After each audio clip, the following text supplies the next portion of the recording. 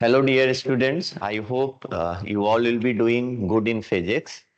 Today, I am going to discuss impulse momentum problem given in Pathfinder book, and it is not just about solving the problem, but ये question जो है आपको दूसरे concept को भी आपको boost करता है दूसरे topic में like kinetic theory of gas, जिसमें आप जो भी कुछ basic assumptions लेकर equations को solve किए होंगे और हो सकता है उसमें आपका प्रॉपर मॉलिक्यूल्स का मोशन का इमेजिनेशन ना रहा हो. If you do this sum then I think your imagination will be up to the mark after doing this sum, कि how molecules are moving and exerting a force on the container. After doing this sum, I think your concept will be more cleared in the case of kinetic theory of gas. So ये Pathfinder book में दिया है, आप लोग इसको पढ़ सकते हो, but still I am going to read it out. इसमें दिया है क्वेश्चन में कि between two parallel walls, in identical balls, each of mass m and radius r are arranged in a line perpendicular to the walls. देखिए, in this question it's given identical, मतलब मास जो है उनका सेम है. तो आपने काइनेटिक थ्योरी ऑफ गैस से अगर कोरिलेट करो तो आपने वहां भी पढ़ा है कि molecules of same gas are identical in shape, size and the mass. तो ये वाला स्टेटमेंट भी आपको कहीं ना कहीं काइनेटिक थ्योरी को जब आप डिराइव किए थे या किए होंगे आप, तो ये एजम्पशन लिए होंगे वहां पे. तो यहाँ पे इस क्वेश्चन में दे रखा है और इसका कुछ रेडियस आर दे रखा है, ठीक है, and in a line perpendicular to the walls. But kinetic theory of gas के केस में आप मॉलिक्यूल्स का कोई फिक्स डायरेक्शन आपने नहीं लिया था. आपने वहां लिया था कि molecules are in random motion and moving in a straight line. तो वहां पर आपने स्पेस में वेलोसिटी को एज्यूम किया था और तीनों डायरेक्शन में इक्वल प्रोबेबिलिटी के अकॉर्डिंग आपने 1/3 लिया था वेलोसिटी, जिसको यहाँ पर कंस्ट्रेंट कर दिया. बोल रहा है कि नहीं, ये एक पर्टिकुलर डायरेक्शन में ही मूव कर रहा है, that is perpendicular to the wall. तो बस वो 3 वाला रेशियो आप सोचोगे तो यहाँ पर जस्ट नहीं आएगा. अदरवाइज सारे कंसेप्ट जो है आपको काइनेटिक थ्योरी ऑफ गैस से एकदम बिल्कुल मिल रहा है. अगर आप देखो तो जैसे आप इसके मोशन को भी एनालाइज करना चाहो तो भी मैं थोड़ी देर में आपको उसको एक्सप्लेन करता हूं. इसका नेक्स्ट स्टेटमेंट आप देख लो. दिया है कि the distance between walls is L and the balls are simultaneously given unequal speeds randomly towards any one of the walls. The total kinetic energy of all the balls is K. All the collisions are perfectly elastic. आप ये भी देखे होंगे kinetic theory of gas में कि वहां पर gas molecules का जो collision है वो perfectly elastic लिया गया है. तो यहाँ भी सेम ऐसा ही दिया हुआ है. और भी उधर assumptions होंगे जिसको आप पढ़ेंगे. kinetic theory of gas आप इस क्वेश्चन को कर लो तो आप खुद से भी अच्छे से समझ सकते हो. Find the average force on either of the walls. तो देखिए वॉल पे अगर आप देखो दो, इसमें आप कंटेनर को अगर ड्रॉ कर लो लाइक दिस, इसमें ऐसा रखा हुआ है और इसमें ऐसा ऐसा अगर आप मान लो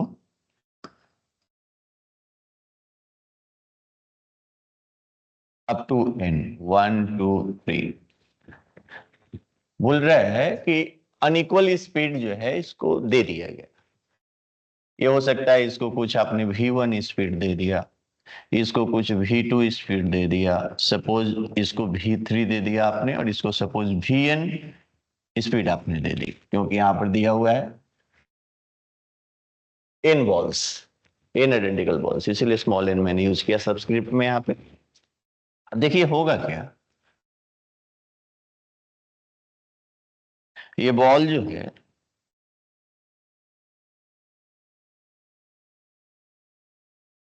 वन, ये सर्टेन कुछ स्पीड v1 से आया और इसको हिट कर दिया आकर, इसको आकर हिट कर दिया. हिट करने के बाद इसका वेलोसिटी क्या होगा बाबू, रिवर्स हो जाएगा. जैसे ही वेलोसिटी रिवर्स हुआ तो अब क्या होगा, मैं इधर ड्रॉ कर दे रहा हूं. ये सपोज 1 था ऐसे, ये 1 का वेलोसिटी क्या हुआ, रिवर्स होकर इधर जा रहा है. और अब जो है जिसका दोनों का मास सेम है, आपने कॉलिजन में पढ़ा होगा, इसका वेलोसिटी v2 है। तो आफ्टर कॉलिजन ये कैसा दिखेगा? तो ये 1 दिखेगा। ये जो 1 है ये फिर इधर जो है ये v2 से जा रहा है, और ये जो 2 जो है ये इधर v1 से जा रहा है। वेलोसिटीज एक्सचेंज कर लिया। But since masses are given identical, तो एक्चुअली इनफैक्ट ये होगा क्या, ये आपको 2 मान लो आप, और इसको आप 1 भी मान लो, तो कोई डिफरेंस नहीं हुआ। यानी ये जो है इधर लगेगा कि v2 से जा रहा है, और ये जो है v1 से जा रहा है। मतलब मैं क्या कहना चाह रहा हूं, आप ध्यान से समझेंगे कि ये जो 1 कोलाइड किया, ये 1 कोलाइड करके 2 से फिर कोलाइड करके रिवर्स हो जाता। But since masses are same, तो आप ऐसा मान लो कि अगर आफ्टर कॉलिजन 2 नहीं होता तो 1 क्या होता, 1 इसी फिक्स डायरेक्शन में मूव करता रहता। So here situation is similar. You can assume कि after collision with the wall and again collision 1 with 2, 1 is still moving in the same direction with the same velocity, that we can assume or not. यही यहाँ पे समझना है। And these collision is keep on going with in balls, and again it will come and hit.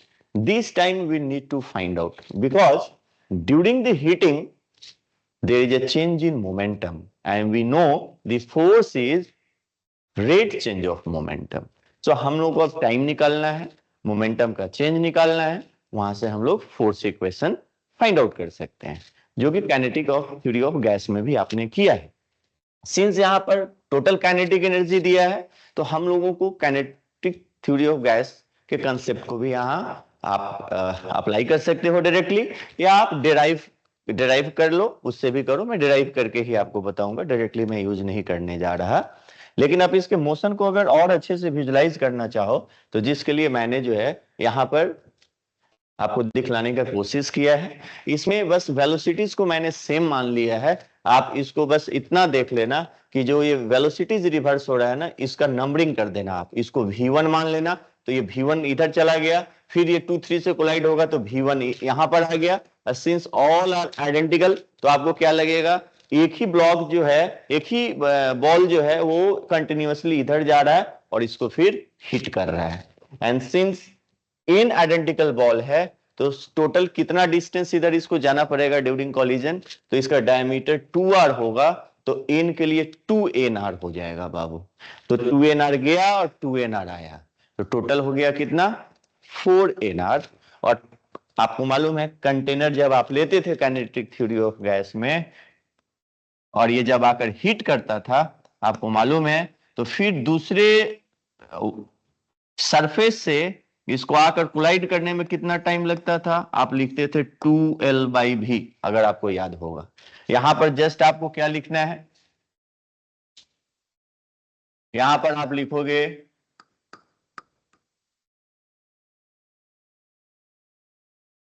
Time taken for ball 1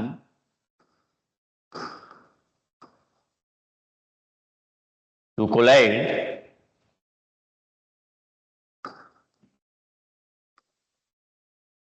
for the second time can be written as total length 2l minus 2nr, and again coming 2nr means 4nr by velocity v1. This is the time, and we know force is, average force is change in momentum by time. So you know well, change in momentum would be 2mv1, because it was coming with mv1 and going with mv1. So p final is mv1 if you take this as a positive direction and this as a negative direction. Then pi is minus mv1. So delta p would be 2mv1. So this you can use here, 2mv1 by this. If you take 2 as a common, so L minus 2nr this square, this gets cancelled out. So this is the average force exerted by ball 1 in kinetic theory of gas. You can say this is the average force by one molecule. Similarly,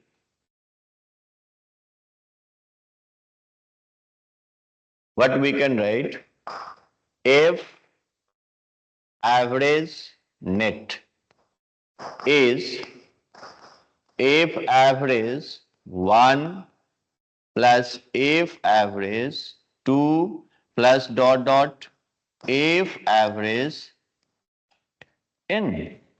And for that, here in place of V1,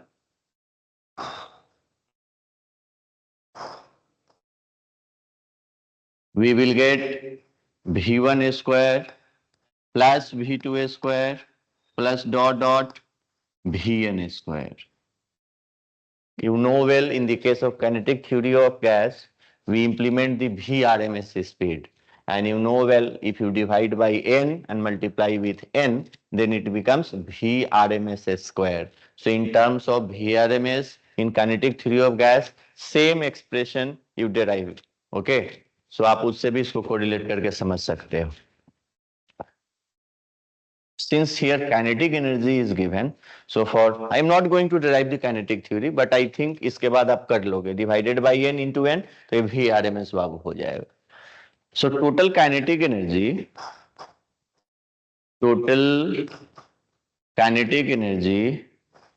which is K is given as half m V1 square plus half m V2 square plus dot dot half m Vn square. You can write in this way. So from here, if you take V1 square plus V2 square plus dot dot Vn square as a common, then we will have 2k by m, its value. And now here if you substitute this value in this expression, then we will have F average net, that you can write m by L minus 2nr times 2k by m. So your m get cancelled and this is your answer. For kinetic theory of gas, here again you can divide by n and multiply with n to get the result in terms of Vrms. So if you think about the motion of the molecules like this, then this would be for only x direction, you can assume. Similarly for the y and similarly for the z in the case of kinetic theory of gas. Even in this question, if we make a slight change, इसमें जो दे रखा है कि towards any one of the walls, अगर ये नहीं दिया रहता, simply दिया रहता कि randomly motion दे दिया गया, then also we can solve the sum in the similar fashion. Just we need to take a probability concept. If in one direction it is going with V1, then in that case its probability would have been V1 by 3 अगर randomly किसी में direction में दे देते.